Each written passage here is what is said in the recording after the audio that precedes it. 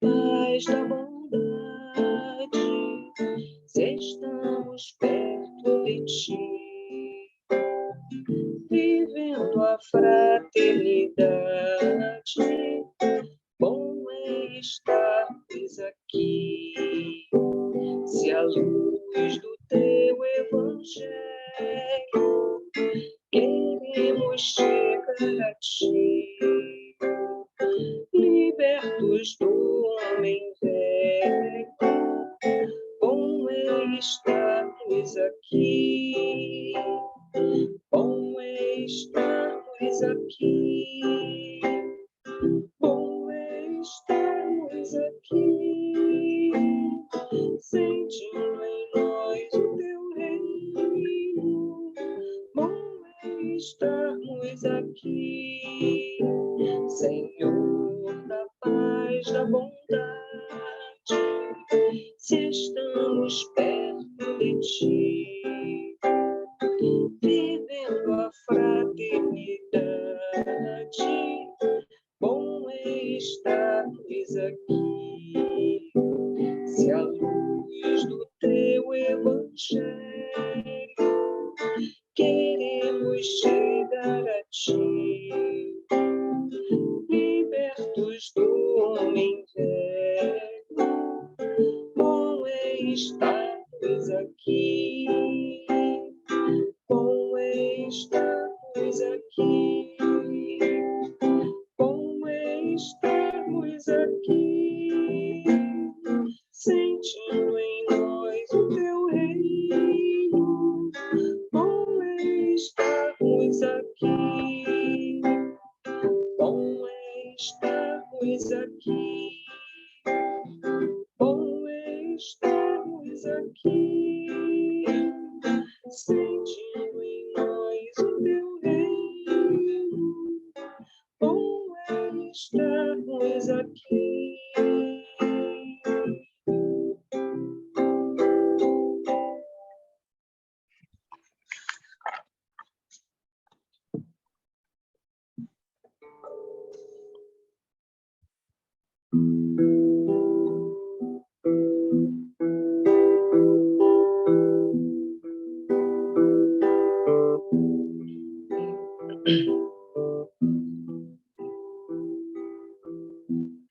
Eu não sei dizer para onde vão as almas das andorinhas. Eu não sei, eu não sei, eu não sei dizer para onde vão perfumes de tantas flores. Eu não sei,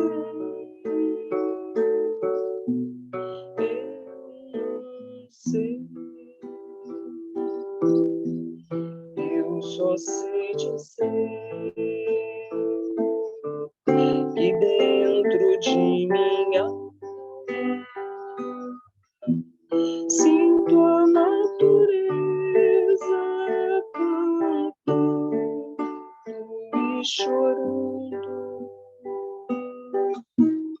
Eu só sei dizer que sinto Deus sorrindo para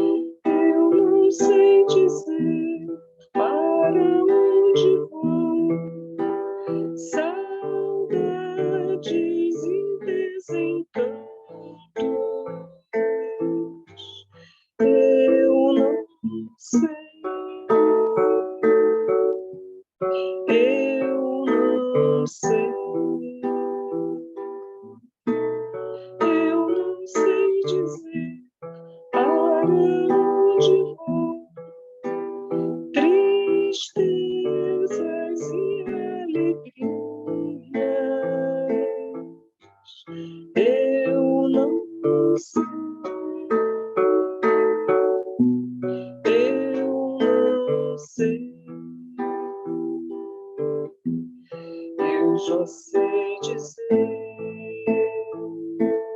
que dentro de minha alma sinto a natureza cantando e chorando. Eu só sei dizer que sinto Deus sorrindo para mim,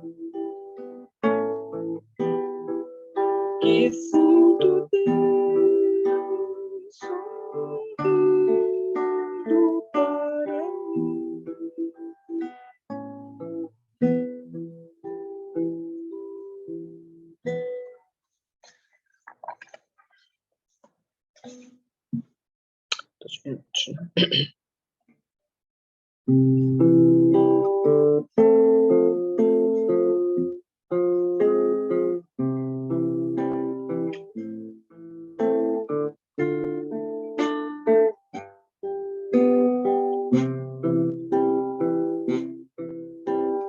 Tudo me aproxime de ti, Senhor, de ti, Senhor, de ti, Senhor.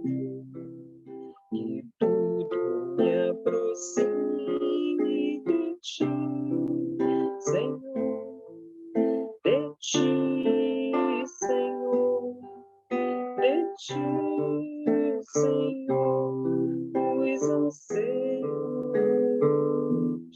as saudades, os receios, as vontades, os fracassos, as surpresas, alegrias e tristezas.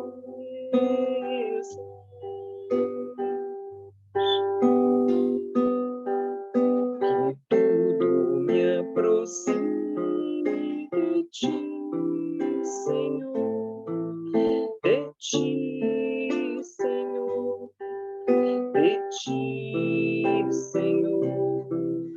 Que tudo me aproxime de ti, Senhor, de ti, Senhor, de ti, Senhor.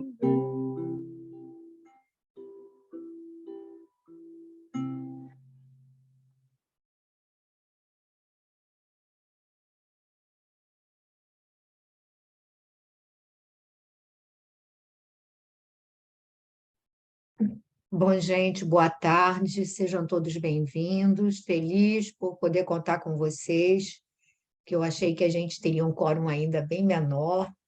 Laura não está muito bem, ela está colocando que ela vai ficar só ouvindo. Então, vamos começar. Gracinha, hoje, que tal você começar fazendo a prece e a página?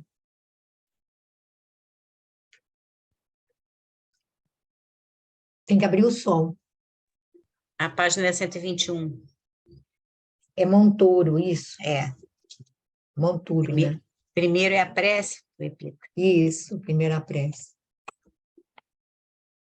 Jesus amado, mais um dia em que nos presenteia com a possibilidade de estarmos aqui reunidos em Teu nome.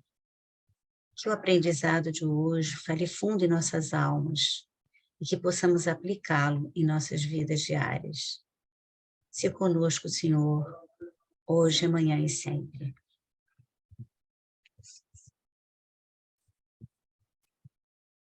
Monturo. Nem presta para a terra, nem para o monturo. Lançam-no fora. Quem tem ouvidos para ouvir, ouça. Jesus, Lucas 14:35. Segundo deduzimos, Jesus emprestou significação ao monturo. Terra e lixo, nesta passagem, revestem-se de valor essencial. Com a primeira, realizaremos a semeadura. Com a segunda, é possível fazer a adubação, onde se faça necessária. Grande porção de aprendizes, imitando a atitude dos fariseus antigos, foge ao primeiro encontro com as zonas intercorárias do próximo. Entretanto, tal se verifica porque lhes desconhece as expressões proveitosas. O Evangelho está cheio de lições nesse setor do conhecimento iluminativo. Se José da Galileia ou Maria de Nazaré simbolizam terras de virtudes fartas, o mesmo não sucede aos apóstolos que, a cada passo, necessitam recorrer à fonte das palavras que escorrem do monturo de remorsos e fraquezas, propriamente humanos, a fim de fertilizarem o terreno empobrecido de seus corações. De quanto adubo dessa natureza precisaram Madalena e Paulo, por exemplo, até alcançarem a gloriosa posição em que se destacaram. Isso, na verdade, é uma pergunta, né? De quanto adubo dessa natureza precisaram Madalena e Paulo, por exemplo, até alcançar a gloriosa posição em que se destacaram? Transformemos nossas misérias em lições. Identifiquemos o monturo que a própria ignorância amontoou em torno de nós mesmos. Convertemo-lo em adubo de nossa terra íntima e teremos dado razoável solução ao problema de nossos grandes males. Eu nem sei nem como comentar totalmente esse texto, porque tem tanta coisa rica aqui nessa pequena frase, né? Nessas pequenas frases aqui do monturo. Eu vou começar falando aqui pelo final, né? Dar razoável solução ao problema dos grandes males, convertendo as nossas misérias em adubo. E isso parece claro, né, ao ler esse texto aqui, porque a gente sempre pensa em monturo, em lixo, em coisas que são totalmente inaproveitáveis, de mau cheiro, desprezível, que nós queremos nos afastar. Mas a verdade é que o nosso aprendizado se faz com os nossos tropeços, com as nossas quedas, porque é como se fôssemos mesmo uns bebês, né? Que precisamos tatear, cair várias vezes, nos levantar, para que a gente possa seguir e aprender a caminhar. E a utilização do texto aqui é exatamente da gente poder, ao perceber as nossas misérias, não ficar chorando por elas, não ficar lamentando, mas utilizá-las como aprendizado de refazimento do caminho. Eu sei que eu sou meio sucinta, e então, se vocês quiserem complementar, porque talvez eu não tenha conseguido expressar tudo que possa ser expresso aqui, como eu mesmo falei no início, sobre esse texto. Também me chamou a atenção uma colocação, reforçar uma colocação sobre José da Galileia e Maria de Nazaré. Maria de Nazaré, todos nós veneramos, né, como aquele símbolo da perfeição, como mãe, como mulher, enfim. Mas José da Galileia, ele passa para a história como uma figura muito apagada. E aí a gente vê que ele foi um humilde carpinteiro, ele se submeteu àquela condição. Quando ele pensa em mandar Maria de volta para a casa dos pais, que ele sonha e o anjo fala, ele acolhe, acata, e depois, vejam só que tem um período em que, quando a espiritualidade pede para que ele, em sonho, novamente pede para que ele leve Maria e Jesus para o Egito, eu não sei se é o Humberto de Campos que faz uma referência a isso, a espiritualidade colocou Jesus, né, nas mãos, Jesus e Maria, nas mãos de uma única criatura, e essa única criatura, que era toda a proteção física, digamos assim, era José. E aí ele coloca aqui, quer dizer, um espírito, um homem para acatar, para se submeter às orientações espirituais, para acolhê-las com tamanha grandeza, para ficar ali no anonimato. Ele não, em momento nenhum, ele se sobrepõe ou ele para aparecer as suas coisas. Então, ele diz aqui, se José da Galileia ou Maria de Nazaré simbolizam terras de virtudes fartas, ou seja, eles eram espíritos já venerandos, e José ficou assim, naquela coisa, não é?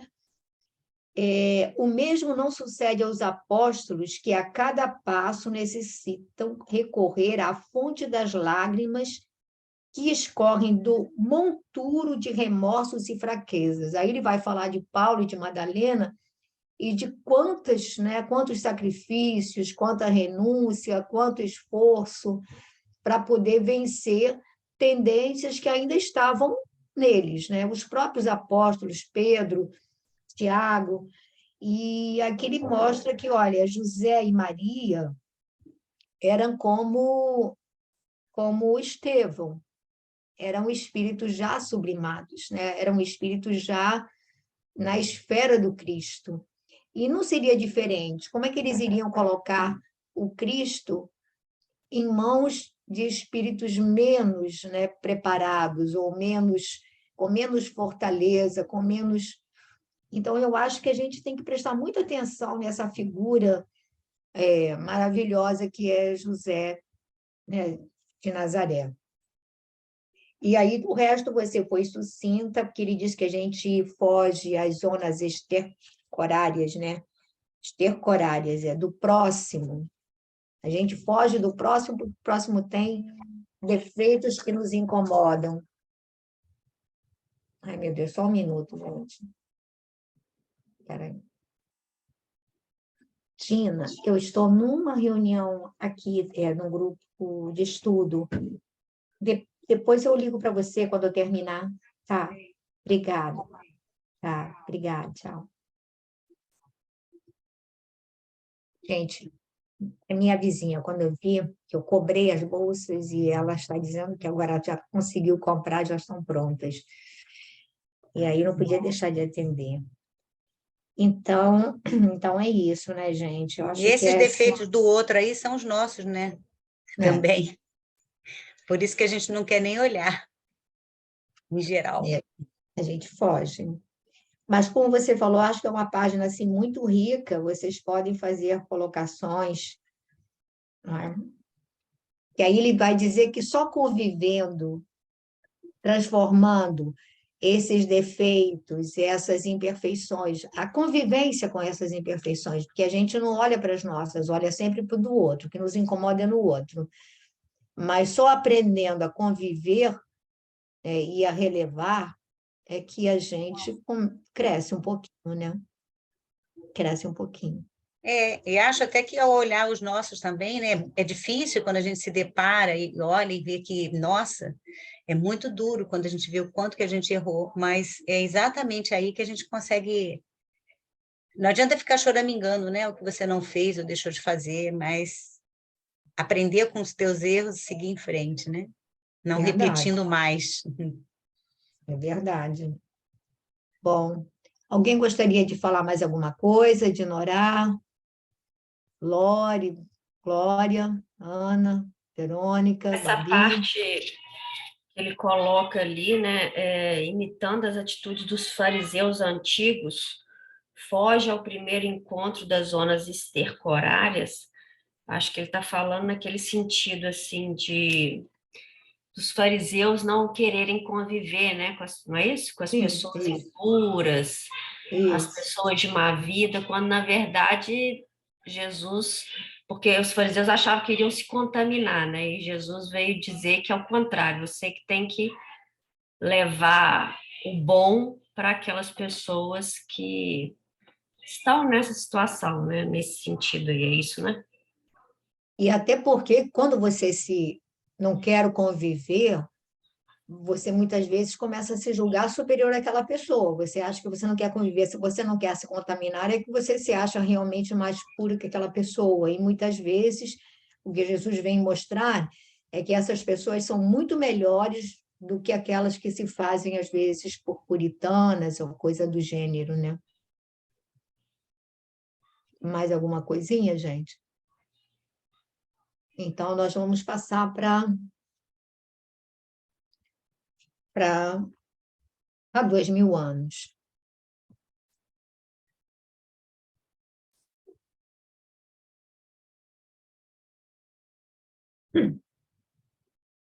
A mensagem é de Emmanuel. Tem até É. uma música muito bonita dela. Você pode começar, Verônica? Pode pegar o parágrafozinho anterior, que é pequenininho, depois de toda a série de escândalos.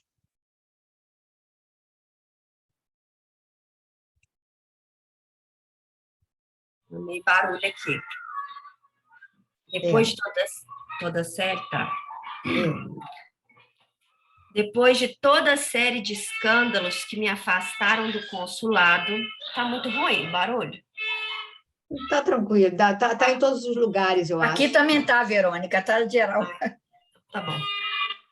Senti o término dos meus atos infamantes e misérrimos diante de carrascos inflexíveis que me condenaram ao terrível suplício do estrangulamento, experimentando então todos os tormentos e angústias da morte. O mais interessante, porém, é que revi o inenarrável instante de minha passagem pelas águas escuras do Aqueronte.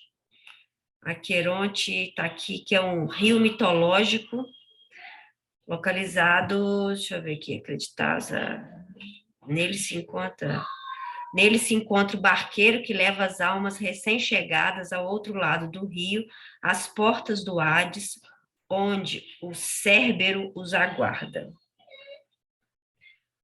Voltando, né? Quando me parecia haver descido aos lugares sombrios do Averno, que é o mesmo que inferno, onde não penetraram as claridades dos deuses. A grande multidão de vítimas acercou-se então de minha alma angustiada e sofredora, reclamando justiça e reparação, e rebentando em clamores e soluços que me pareciam num recôndito do coração. Porquanto estive assim, prisioneiro desse martírio indefinível, não sei dizê-lo.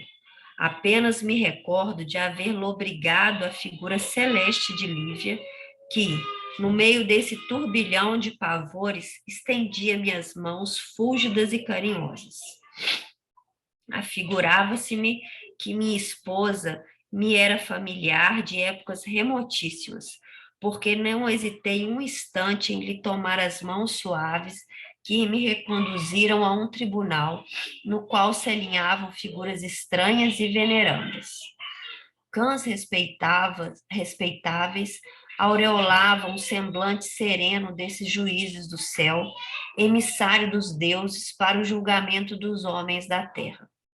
A atmosfera caracterizava-se por estranha leveza, cheia de luzes cariciosas que iluminavam, perante todos os presentes, os meus pensamentos mais secretos. Vamos parar para comentar, Verônica? Vamos. Bom, aqui ele está dando continuidade, né, ao sonho que ele estava contando a Flamínio, e ali ele termina falando como foi o fim dele, né, que me condenaram ao terrível suplício do estrangulamento, experimentando então todos os tormentos da angústia e da morte.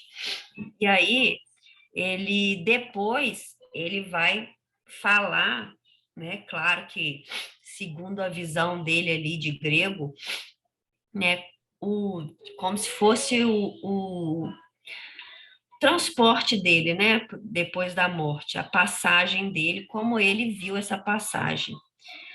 E ali ele vai falar que, né, penetrou, viu ali passar pelas águas escuras do Aqueronte, aqueles barqueiros lá que levavam as almas até o outro lado, e ali ele foi transportado numa região que ele colocou ali como se fosse uma região infernal. E ele via também todas aquelas vítimas que foram vítimas dele, se cercando dele, daquela alma ali que naquele momento estava angustiosa, estava sofredora, mas relata que em determinado momento, que ele não sabe precisar quanto tempo isso durou, mas que em determinado momento ele viu a figura celeste de Lívia, demonstrando ali já a elevação de Lívia, e que já conhecia ela de longas eras, porque ele coloca aqui que era familiar, embora não soubesse dizer por quê, e que ela o resgata desse local, né, das trevas, dessas regiões mais infernais, e ali ele é levado até como se fosse um tribunal. E, e, e ali tinha alguma presença de algumas pessoas que ele coloca que eram pessoas boas, porque a atmosfera era leve, eram pessoas cheias de luzes, tinham um semblante carinhoso para um julgamento, né? É isso. Então, é impressionante a nitidez como ele captou toda essa passagem, todo esse processo. Foi muito lúcido, não é? Não é um sonho. Ele reviu todas essas etapas e repara que a espiritualidade às vezes vai nos preparando, porque a partir desse momento, quer dizer, a gente já viu na leitura da semana passada, que ele já se questiona e já começa a achar que realmente a doutrina da reencarnação ela seria mais coerente e mais justa e traria, né, digamos assim, princípios mais coerentes com a bondade divina e com a justiça.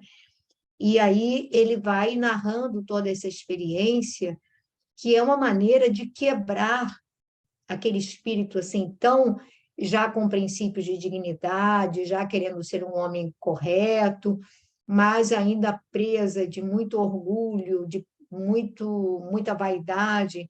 Afinal de contas, ele fazia parte de uma elite que eles consideravam superior, uma classe superior. E aí nós vemos como tudo isso já está mexendo profundamente, que aí você vê que ele fica dias vivendo uma angústia indefinível, um sentimento indefinível, e isso tudo, esse sacudir da alma, já é um processo, é como se você estivesse assim, ó, sacode a árvore para soltar as raízes no seu apego à terra, ou seja, os seus princípios, para que ela possa receber adubação, para que ela possa receber nutrientes. E aí a gente vai vendo a espiritualidade o preparando para o que virá depois. Eu acho assim bem impactante todo esse trecho aqui. Alguém... E engraçado que ele já devia estar, né, com esse, digamos assim, essa combinado, esqueci o nome da palavra, porque ele, é aquilo que você falou, acha estranho, né, esse sonho, mas ele não acha assim que, pelo menos não dá a transparecer no livro, que é uma ficção. Ele realmente interpreta aquilo como algo maior, né? Buscando dar sentido e de alguma forma, embora não conhecesse muito, dando credibilidade a isso, né? Que talvez para Então, outra pessoa seria totalmente uma ficção, um sonho qualquer que a gente costuma ter. então, repara, quando ele conversa com aquele preceptor, aquele que era um escravo grego, do Flamínio, e que ele, por alguma razão, fala sobre a teoria da reencarnação, ele já estava mexido pela dor, né? O terreno já estava, de uma certa maneira, preparado, arado. A dor já tinha feito os sulcos, e ele acolheu aquela fala do Parmênides, né? Esqueci o nome do escravo. Parmênides. Ele acolhe e aquilo ele já começa a questionar. Aí isso o prepara para essa vivência toda, porque não é um sonho. Ele em momento nenhum questiona isso como ficção, como impressão, porque é real demais para ele. E aí terá outros fatores que ele vai questionar, que ele vai colocar, que vão corroborar toda essa filosofia, toda a certeza dessa vivência, que para ele não é ficção. E aí repara que ele não conversa com o Lívia, ele vai conversar com o Flamínio, que ele considera uma pessoa mais ponderada, mais, né, trabalhada, mais amena, não é? Mas vamos prosseguir, que aí a gente vai vendo Não, eu essa... queria falar aqui uma coisa Fala, Glória. que me chama a atenção, é que você vê que ele fica com a sensação de que a Lívia, ele diz assim, afigurava-se-me que minha esposa me era familiar de épocas remotíssimas. Então, a gente vai vendo que esse espírito já vem com ele de outras épocas, né? Sim, E eu fiquei pensando também no Paulo, né? E esqueço, gente, a minha memória está horrível, na Abigail. amada do Paulo, Abigail. É como esses espíritos que têm essas missões, não é, nobres, eles são sempre secundados também por pessoas né, de alta, porque tanto que você vê, ela o pega pela mão e o leva a um tribunal onde havia figuras né, assim, né, de venerandas. venerandas, né, venerandas. Então, veja, ele caiu lá naquela encarnação onde ele tinha poder, mandou estrangular, usou o poder, né, mas ele, quando lhe é dado a possibilidade, não é, de recomeçar, ele não vai sozinho, ele é encaminhado ali, né, pela Lívia, que tinha, olha só, o poder dela. Não é poder que eu quero falar, mas Sim, a não é hierarquia dela, a condição de a espírito hierarquia praticamente puro. espiritual dela para conduzi-lo e para possibilitar que ele tenha uma nova chance e que dessa vez, né, ele não pode falhar, porque ele já tem uma missão a cumprir, né? Vai falhar em outra área, né? A área da humildade, da coisa mais, de qualquer maneira, ela é que o conduz, ela é que o sustenta, né, nessa jornada aí. E aí você vê esse processo, a gente vê também em Libertação, de André Luiz, quando Gregório, líder de toda uma cidade, né, de milhares de espíritos, mantendo, reproduzindo toda aquela condição de um papado, quando ele é buscado por quem? Por Matilde, que era também um espírito, praticamente um espírito puro para a nossa condição, era um espírito extremamente sublimado, né? Extremamente sublimado. E ela virá para ser a mãe dele, para ficar com ele até a madureza, o início da madureza, sei lá, até os 40, alguma coisa assim, ela vem para ficar, para depois, que ele vai dar uma guinada violentíssima. Ele vai capitular, que agora ele quer, ele vai começar a preparar no plano espiritual, vai descer, mas vai ser assim, sabe aquela mudança de rota?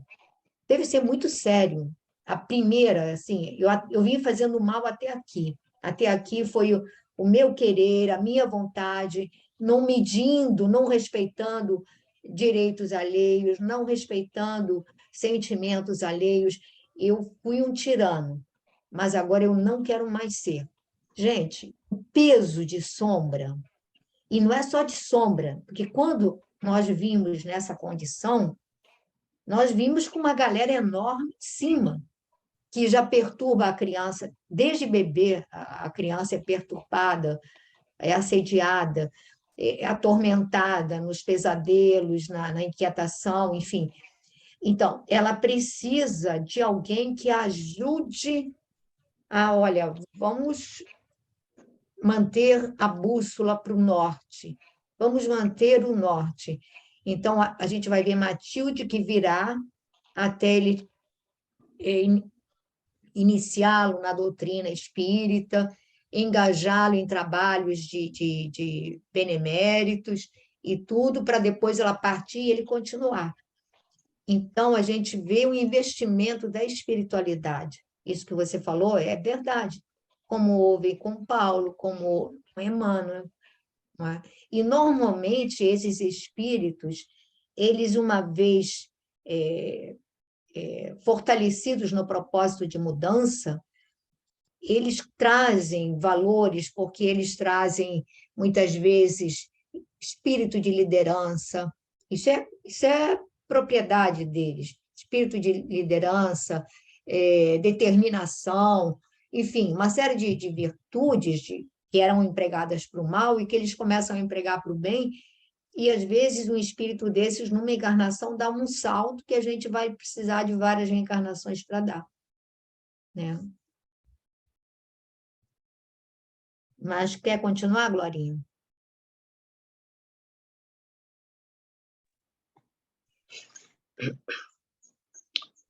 Lívia devia ser o meu anjo tutelar nesse conselho de magistrados intangíveis, porque sua destra pairava sobre minha cabeça, como a impor-me resignação, ó, gol do Brasil, resignação e serenidade, a fim de ouvir as sentenças supremas. Desnecessário será dizer-te do meu espanto e do meu receio, diante desse tribunal que eu desconhecia, quando a figura daquele que me pareceu a sua autoridade central me dirigiu a palavra exclamando: Públio Lentulus, a justiça dos deuses, na sua misericórdia, determina tua volta ao turbilhão das lutas do mundo, para que laves as nódoas de tuas culpas nos prantos remissores.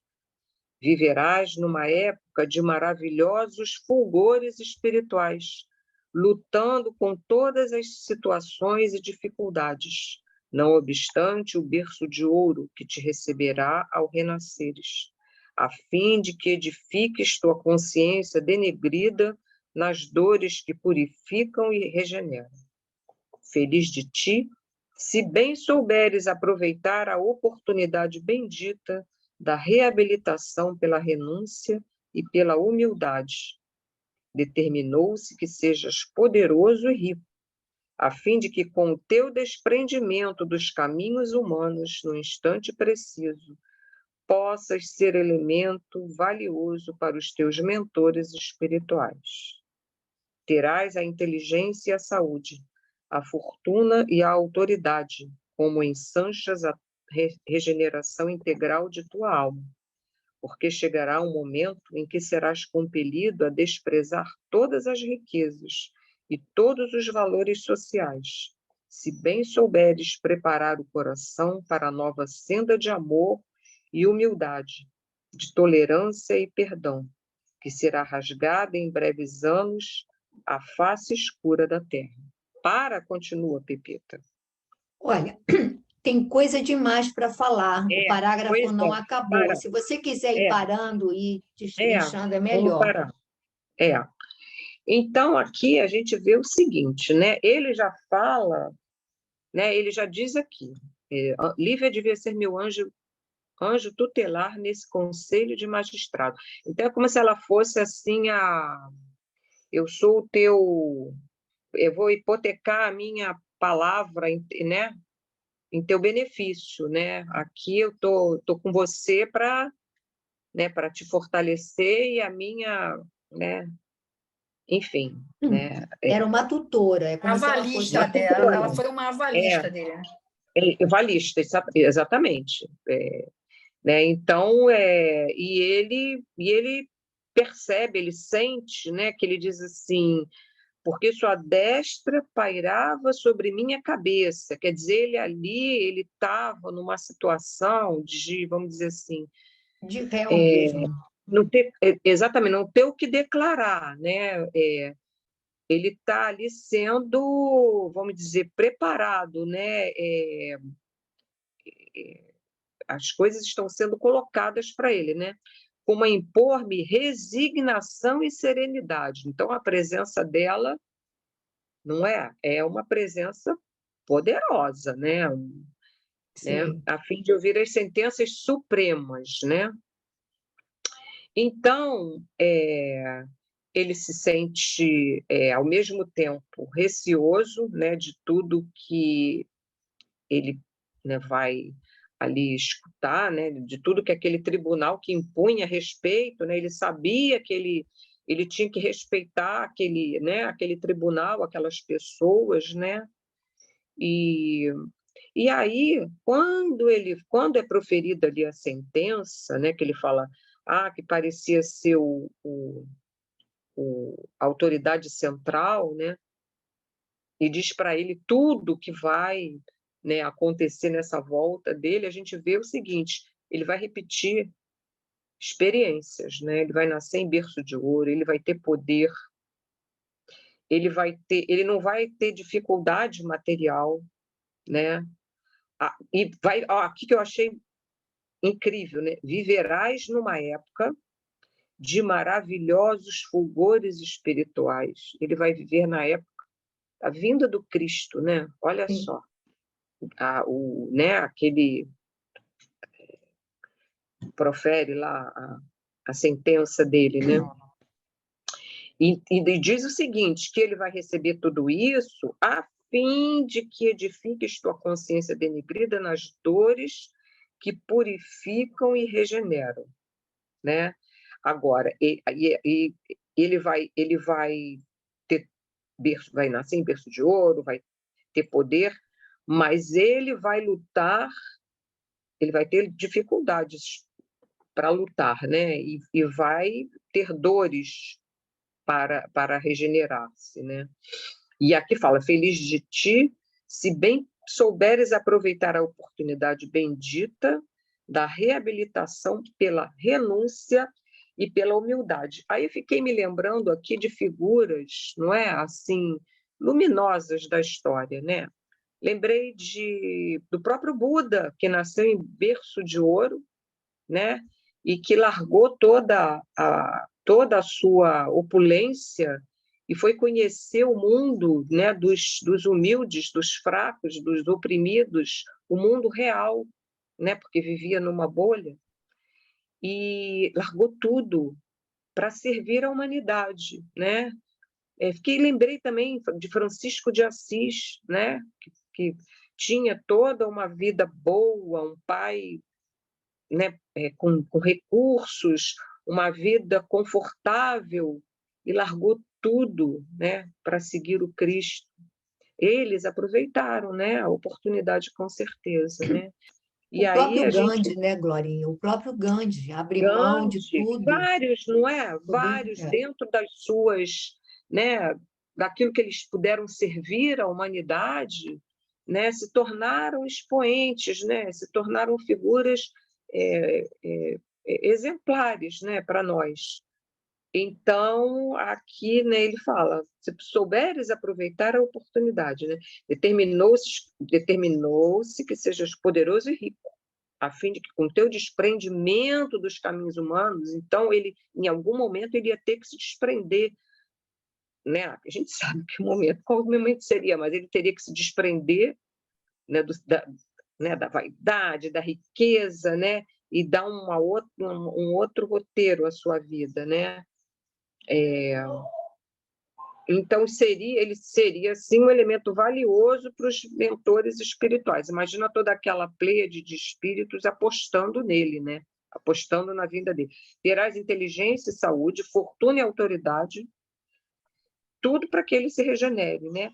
Porque chegará um momento em que serás compelido a desprezar todas as riquezas e todos os valores sociais, se bem souberes preparar o coração para a nova senda de amor e humildade, tolerância e perdão, que será rasgada em breves anos a face escura da terra, né? Então, ele não conseguiu, ainda com esse sonho, com tudo isso, ele não conseguiu, né, entender, né, qual era a missão dele, né? Então, se nós pensarmos, é porque nós somos muito imediatistas, não é, Glória? Repara, estão falando com ele em espírito, estão falando para ele de uma vida dele, uma trajetória que não se limita a uma existência. nós é que não conseguimos enxergar as coisas. E é claro que, a partir daquele momento que ele vem como Públio Lentulus e que ele vai conhecer o Cristo, essa era de luz, porque a própria vinda do Cristo ao planeta mudou a atmosfera do planeta todo em termos espirituais. Havia pessoas cruéis? Havia, mas, segundo vários estudos, a própria presença dele mudou temporariamente, assim, no Império Romano houve uma calmaria, houve um período, né, uma trégua, né, eles viviam em tantas guerras, e aí ele passa, a gente vai ver a trajetória do Emmanuel, do Públio Lentulus, de quantas encarnações ele tem de extrema renúncia. Repara, ele não vem com aquele padre, que aquele padre depois, no futuro, quando ele vem, promíscuo, que, né, vários padres acontecia, padre casava, tinha família. Ele vem, quando ele tem essa experiência com Lívia e ele se sente profundamente amargurado, né, diante do não aproveitamento dessa convivência, mas ele vai se preparando para agora, para o século XX, quer dizer, ele vem preparando, né, as terras do Brasil, ele vem reencarnando, mas para trabalhar efetivamente para a evangelização da humanidade. E aí, porque eu acho que por isso que é importante ele fazer esse relato, porque é o relato de alguém que vem de um período de sombras, que traz vícios como nós, que tem fraquezas como todos nós, e que um belo dia se propõe a dar essa guinada. E dali para cá, ele vai passando por uma série de etapas que a gente acha que vai numa encarnação, em duas, em três. Quantas encarnações Emmanuel teve de solidão, dedicada assim, aos celibatários, quer dizer, vivendo para a humanidade, aprendendo a viver para a família universal, para o Cristo, para poder trabalhar como um apóstolo, porque ele é um apóstolo dos tempos modernos, né? Dos tempos atuais. E, pelo que a gente sabe, ele deve estar aí já semeando para o porvir. E não foi preparado de uma hora para outra. E nós temos uma pressa danada. A gente tem uma pressa que filho conserte, que deixe de com fazer certeza. isso, Mas, ao fazer mesmo aquilo. tempo, a gente vai vendo, né, pela própria história dele, pela trajetória, essa questão da... não é você queimar etapas, mas você antecipar, não é? Você abreviar a trajetória. Sim. O que poderia ter sido agora vai ficar para depois, né? E aí, quanto tempo, né? E você vai abreviando, né? Vai, quando poderia encurtar o caminho. É a mesma coisa para a gente, né? Guardadas as devidas coincidências, né? A gente vai também é a mesma coisa. O que a gente não aproveita vai se perder, talvez, muito, muito, muito tempo até você recuperar aquilo tudo novamente, né? Bom, quer acabar o parágrafo? Posso acabar. A vida é um jogo de circunstâncias que todo espírito deve entrosar para o bem no mecanismo do seu destino. Aproveita, pois, essas possibilidades que a misericórdia dos deuses coloca ao serviço de tua redenção. Não desprezes o chamamento da verdade quando soar a hora do testemunho e das renúncias santificadoras. Lívia seguirá contigo pela via dolorosa do aperfeiçoamento, e nela encontrarás o braço amigo e protetor para os dias de provações ríspidas e acertas. O essencial é a tua firmeza de ânimo no caminho escabroso, purificando tua fé e tuas obras na reparação do passado delituoso e obscuro. Então, a gente vê aqui o seguinte: Lívia não tinha nada que reparar, né? Ela vem com ele para sustentá-lo, né? ela vem com ele vai aceitar, não é, a dor, o desafio, né? E para poder também servir de sustentação para ele, né? Nela encontrarás o braço amigo e protetor para os dias de provações ríspidas e acerbas. Então, a gente já vai vendo que ela vai ser aquela fortaleza, né, ao lado dele. E aqui também, quando ele fala a vida é um jogo de circunstâncias que todo espírito deve entrosar para o bem no mecanismo do seu destino. É aquilo, né? É um jogo de circunstâncias, tudo está preparado, né, para essas situações. Então, vamos aproveitar, não é? Repara que Essas ele diz, circunstâncias. repara que ele diz, aproveita, pois, essas possibilidades que a misericórdia dos deuses coloca ao serviço da tua redenção. E aí a gente chega aqui, a gente acha que, digamos assim, temos um cargo porque somos inteligentes, ou porque fomos melhores, ou temos um patrimônio porque foi fruto do nosso trabalho, do nosso suor, e a gente começa a se vangloriar ou achar que, digamos assim, a gente deve tudo isso ao nosso trabalho. E, na realidade, a misericórdia divina é uma concessão. Tudo bem que o nosso trabalho conta, mas quanta gente trabalha de sol a sol, honestamente, e não consegue nunca ter um refrigério, não é? E para outros as coisas fluem e acaba, coincidentemente, aparece um emprego que você sonhava, né? Coincidentemente, as coisas acabam fluindo e desaguando em determinadas possibilidades que a gente acha que o mérito é nosso. E aí a gente nunca percebe que, independente do nosso esforço, do nosso trabalho, é o que ele diz aqui, a misericórdia divina nos concede esse patrimônio para que possamos, aí é o lance dos talentos, para que a gente possa transformá-lo e duplicá-lo, né? Porque, Senhor, não, o Senhor me deu isso aqui, mas eu não utilizei porque podia extraviar, podia não dar certo, e aí a gente não utiliza, não usa, né? Curioso, não sei se eu, se eu posso falar que é colher de chá, mas o que a gente vê assim nas obras é que as pessoas às vezes têm esse sonho, esses encontros, essas advertências, mas elas não lembram, né? Elas acordam com uma sensação, uma ideia vaga, mas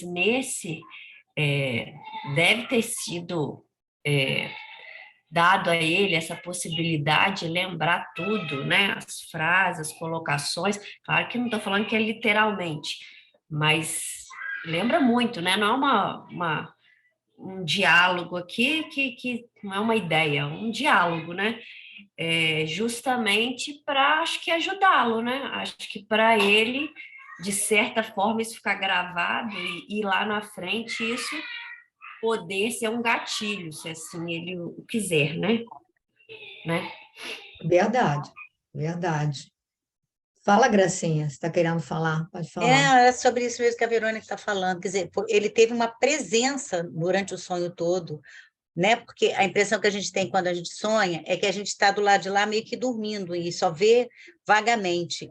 Aí ele está presente, assistindo tudo aquilo que aconteceu, né? Essa presença aí é que chama atenção, porque para você lembrar com essa nitidez, você esteve presente no acontecimento do princípio ao fim, com total visibilidade daquilo, aquele sonho, Eu né? acho que ele foi levado a um processo de recapitulação, né, de rememorização, revivência, né, porque não é só uma coisa quando alguém te conta, olha, você foi isso, foi aquilo, aí aquilo, mas ele veio com a experiência, com os sentimentos dele participando na na rebelião, dele praticando aqueles abusos, aqueles crimes, do sentimento, ele lembra de tudo. Para ele não ter, por isso que ele É estava tão verdade. É uma impactado. lembrança, é como E, se tivesse um e, filme na mente dele ali de tudo que aconteceu.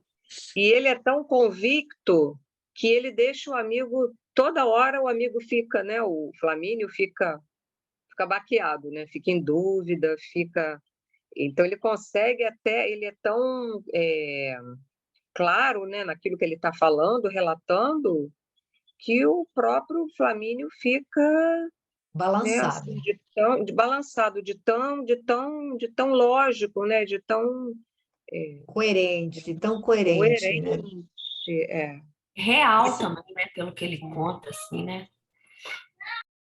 Mas esse balanço aí do amigo e dele também vai ser por uma questão de cultura mesmo, né? Para a gente ver como que essas coisas são fortes e às vezes a gente dá sustentação para isso de tal forma que a gente não deslancha, que é o que vai acontecer com ele mais na frente, né?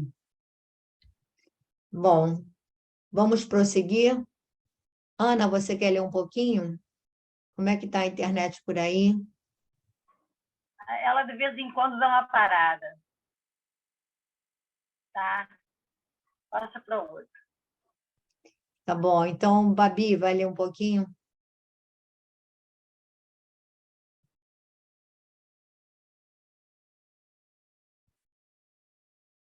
Dinorá, estou olhando para você. Para mim, já caiu 2 vezes. Eu estou no celular agora, eu não sei como é que está aqui. Ó. Tá, então vou pedir para a Graça ler um pedacinho.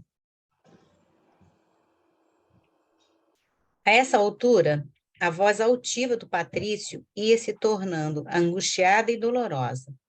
Amargas comoções íntimas represavam-lhe-se no coração, atormentado por incoercível desalento. Flamínio Severus ouvia-o com interesse e atenção, rebuscando o meio mais fácil de lhe desvanecer impressões tão penosas. Sentia ímpetos de desviar-lhe o curso dos pensamentos, arrancando-lhe o espírito daquele mundo de emoções impróprias da sua formação intelectual, apelando para a sua educação e para o seu orgulho, mas, ao mesmo tempo, não conseguia sopitar as próprias dúvidas íntimas, em face daquele sonho, cuja nitidez e aspecto de realidade o deixavam aturdido. Compreendia que era necessário primeiro restabelecer sua própria fortaleza de ânimo, entendendo que a lógica da brandura deveria ser o escudo de suas palavras, para esclarecimento do amigo que ele mais considerava irmão.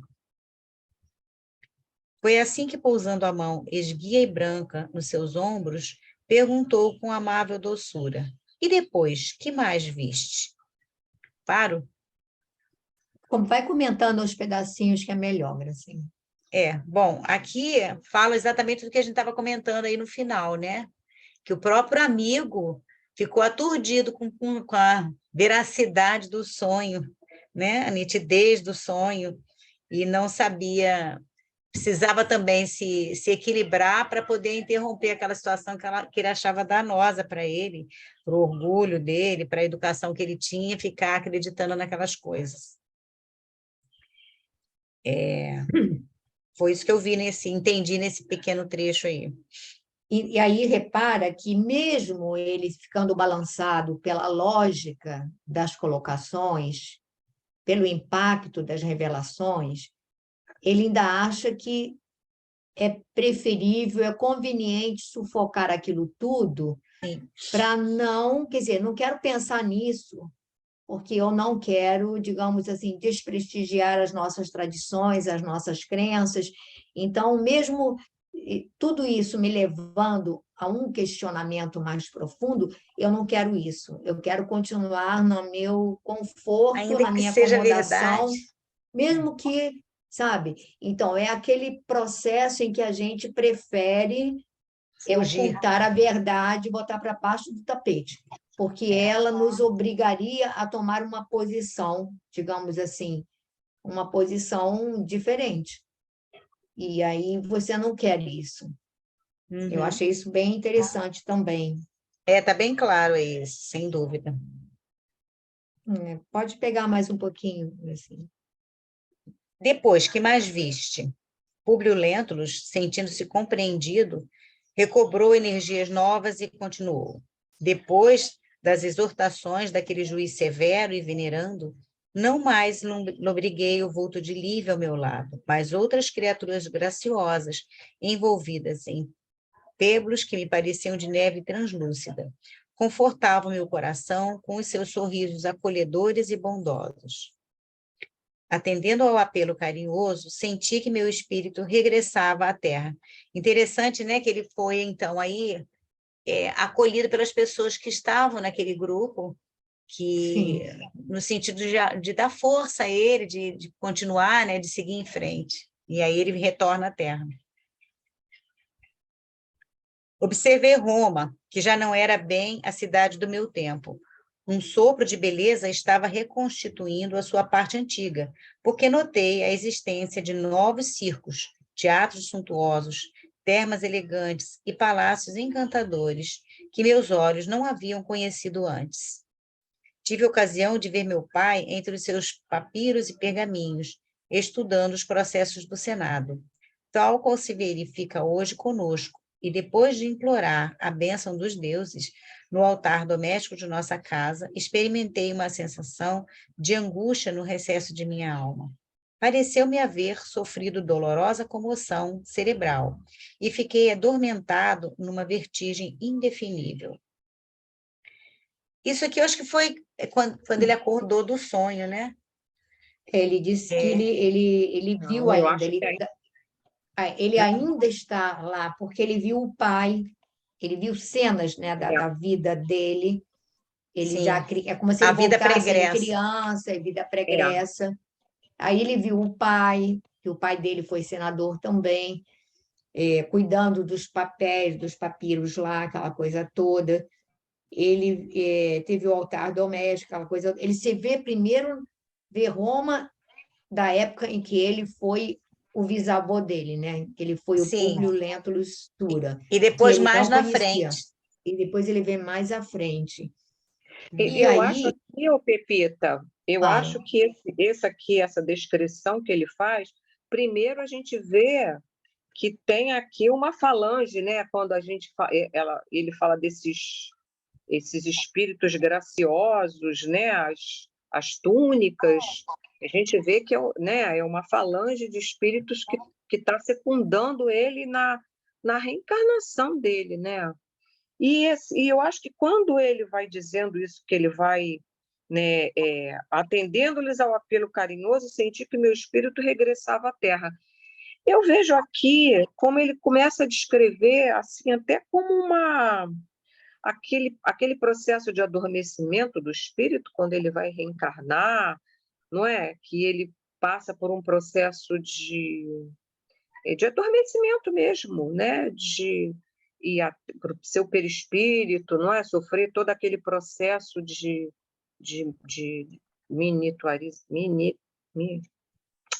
diminuir de tamanho.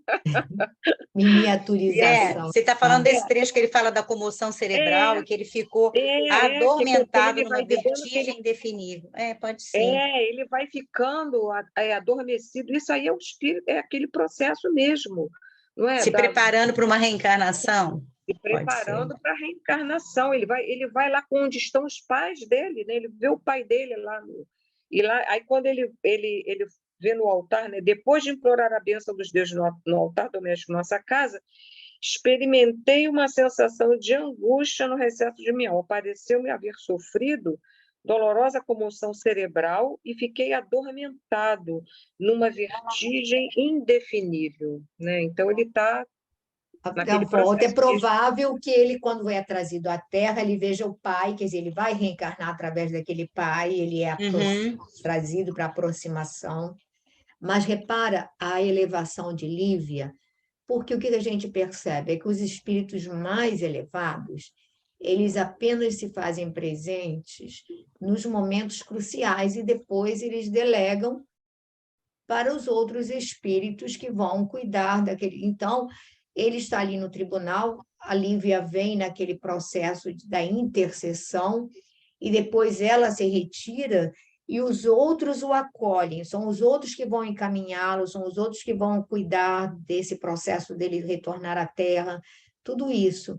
E aí a gente vê a grandiosidade desse espírito que é Lívia, né? Sim. Tem uma ideia. Querem falar mais alguma coisa? Mas Não. boa colocação, Glorinha. Eu pensei nisso também, Glorinha. Eu acho que...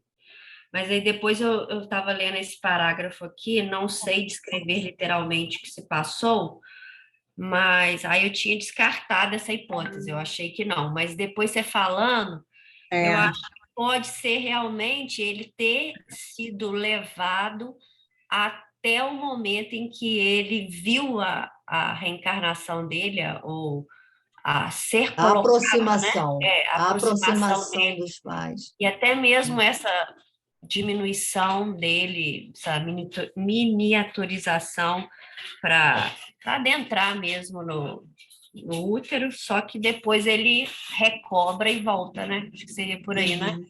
A gente provável. não pode esquecer do lance de Segismundo, que ele é trazido, fica aquela semana em contato com os pais para se familiarizar, para promover essa aproximação, né, para que haja o processo se dê de uma maneira satisfatória. Eu acho que isso é exatamente esse por aí o processo. E ele descreve, o pior que ele vê isso tudo, né? Ele vê isso tudo. Aí depois ele meio que acorda, né? Só vê essa situação Acorda do e depois sonho. ele volta, né? Quer pegar ler mais um pouquinho, Verônica? Posso ler. Parou aqui, né? Não sei descrever. Não, isso. Não sei descrever literalmente o que se passou, mas despertei com febre alta, como se aquela digressão do pensamento pelos mundos de Morfeu me houvessem trazido ao corpo dolorosa sensação de cansaço. Ignoro o teu julgamento em face dessa confidência amargurada e penosa, mas desejaria me explicasses algo a respeito. Explicar-te, obtemperou Flamínio, tentando imprimir à voz uma tonalidade de convicção enérgica. Bem sabes do respeito que me inspiram os álgures do tempo, mas afinal, o que te ocorreu não pode passar simplesmente de um sonho, e tu não ignoras como devemos temer a imaginação dentro de nossas perspectivas de homens práticos. Por sonharem excessivamente, os atenienses ilustres transformaram-se em escravos misérrimos, constituindo obrigação de nossa parte o reconhecimento da bondade dos deuses que nos concederam o senso da realidade necessária às nossas conquistas e triunfos. Seria lícito renunciasses ao amor de ti mesmo e à posição de tua família tão somente levado pela fantasia? Públio deixou que o amigo discorresse abundantemente sobre o assunto, percebendo-lhe as exortações e conselhos. Mas depois, tomando-lhe as mãos generosas, exclamou angustiado: meu amigo, eu seria indigno da magnanimidade dos deuses se me deixasse conduzir ao sabor dos acontecimentos. Um simples sonho não me daria margem a tão dolorosas conjecturas, mas a verdade é que ainda não te disse tudo. Continua? Eu acho que você pode até comentar essa parte, depois aí ele vai entrar no outro pedaço. Aqui, pelo que eu peguei aqui, ele conta essa parte, né? E pede que o amigo dê alguma explicação, algum comentário para ele. E o amigo ali o exorta a encarar aquele sonho simplesmente como um sonho. Até faz uma colocação ali em relação aos atenienses, que muitos sonharam, muito imaginaram, mas ao final deixaram-se escravizar e foram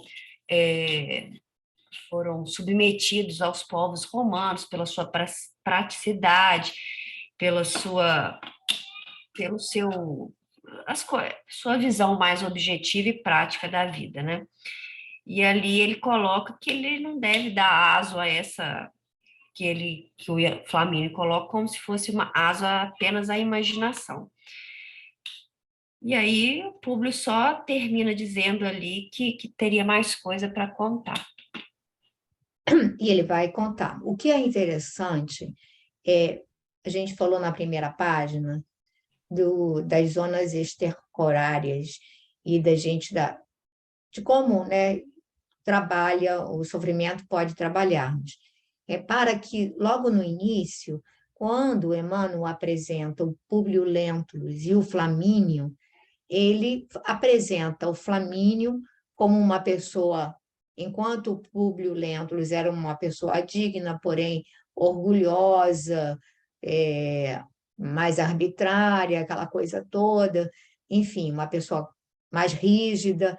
Ele apresenta o Flamínio com alguém em que os cabelos haviam embranquiçado pela bondade, apresentado como bondade, generosidade, ponderação, ou seja, alguém mais espiritualmente mais amadurecido.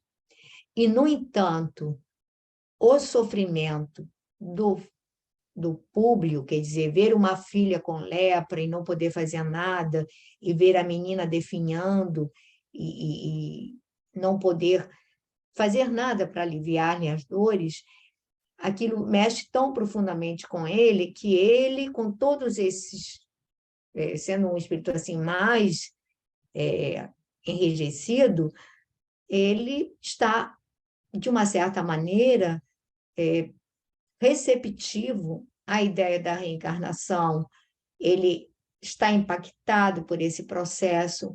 O outro, naquele momento, seria aquele coração cevado que Jesus fala. E os corações cevados, eles se bastam, ou seja, ele está com os filhos jovens, saudáveis, espertos, a Calpurnia, uma esposa também carinhosa, afetuosa, senador, bem, família abastada, ou seja, ele não tem dificuldades.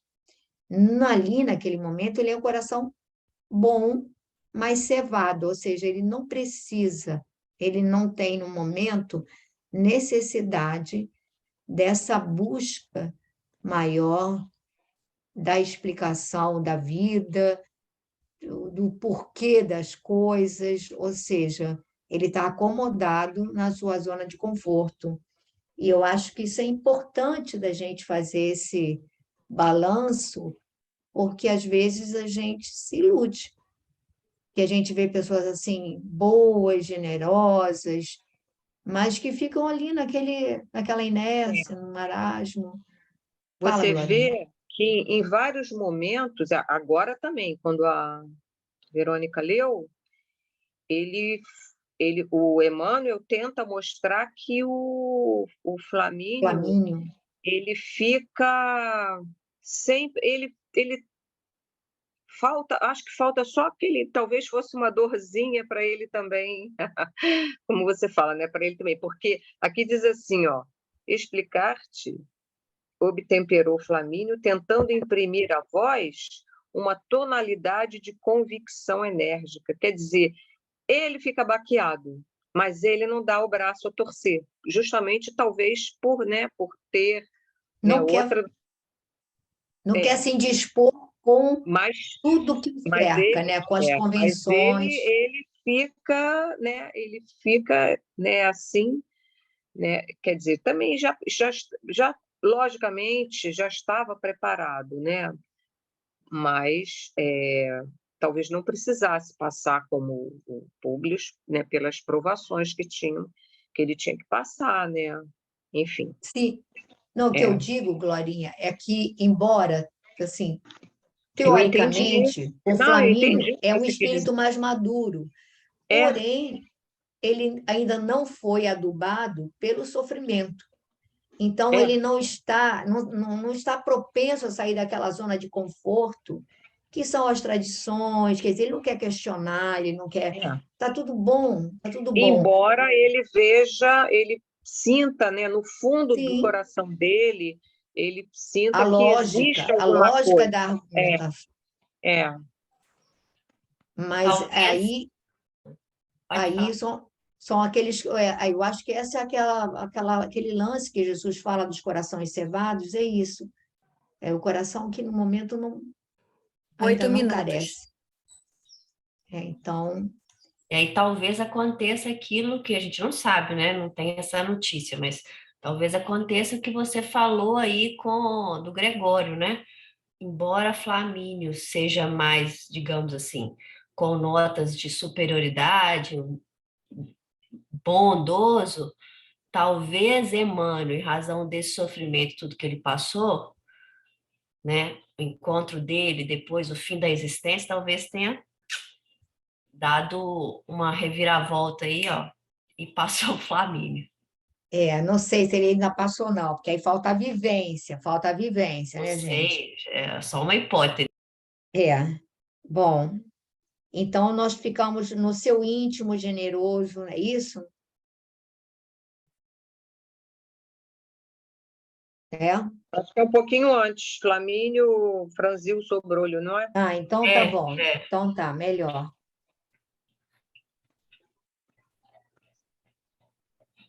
Florinha, você vai cantar uma música pra gente fazer a prece? Vou cantar.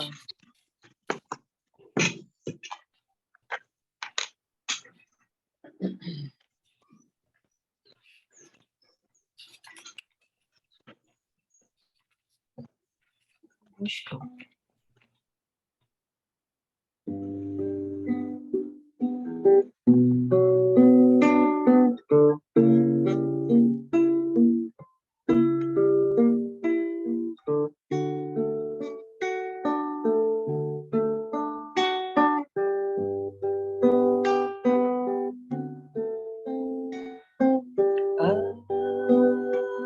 Agradecemos, Senhor,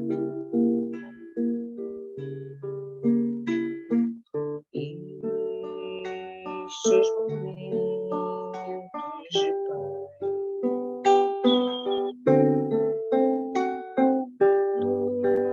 Nós te sentimos aqui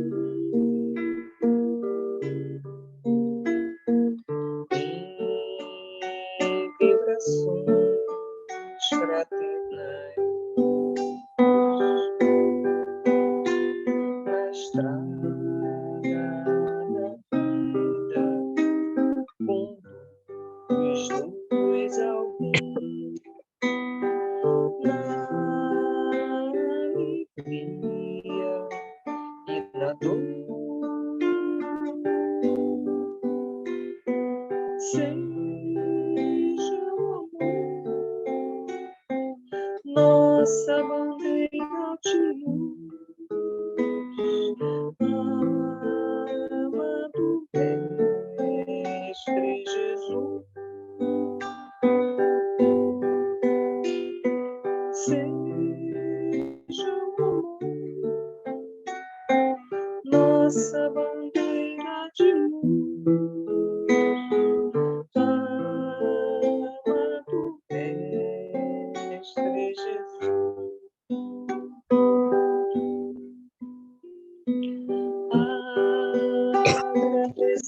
Agradecemos, Senhor,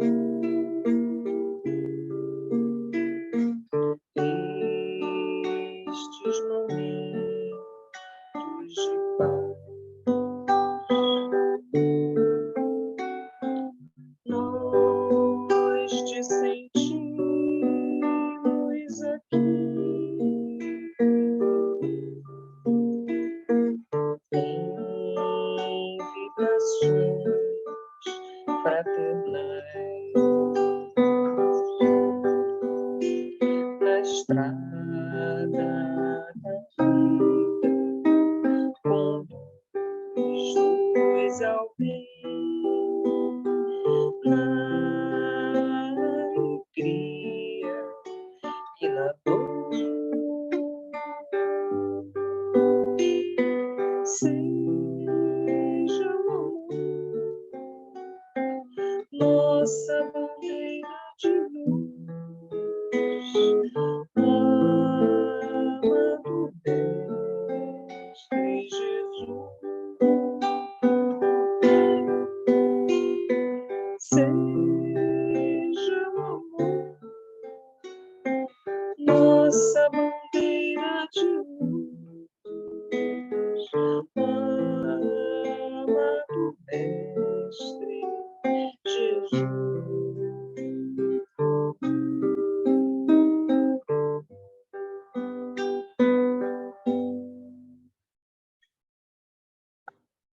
Então, nós vamos fazer a nossa prece, agradecendo a Jesus pela oportunidade destes momentos, agradecendo a todos os espíritos que nos tutelam, que nos amparam, e agradecendo a todos todos vocês encarnados, que fizeram com que este momento fosse possível.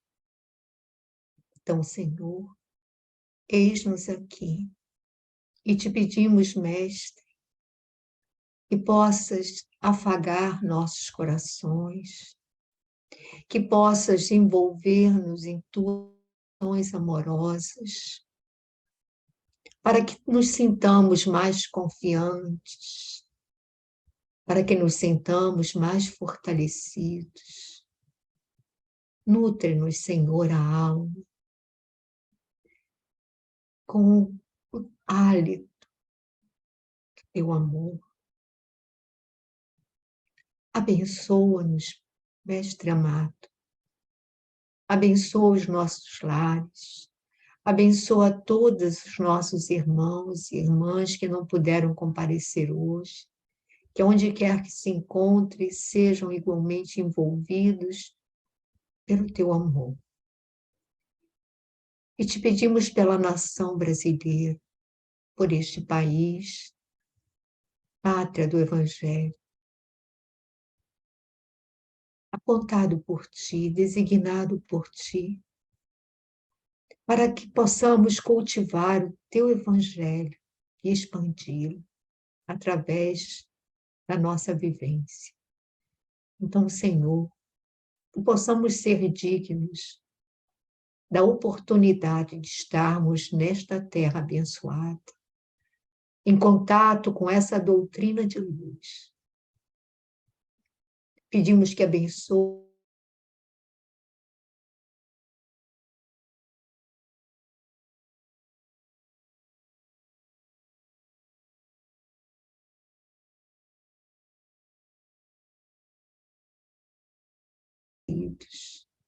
e a nossa gratidão a todos, especialmente a ti, Senhor. Que assim seja.